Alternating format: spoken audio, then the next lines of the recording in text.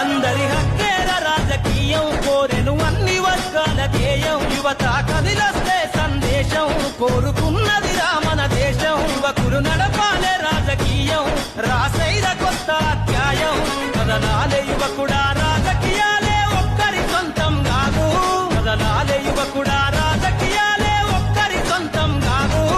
ప్రజల క్షేమమై ప్రతి నవ్వుని పరిపాలకుడై ఏలో ఎదుగుతున్నవో యువతరమా ఓసారి ఆలోచించు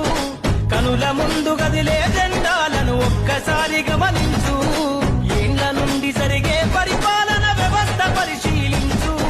రాజకీయాలకు రమ్మని యువకుల పిడికిలెత్తిని నచ్చు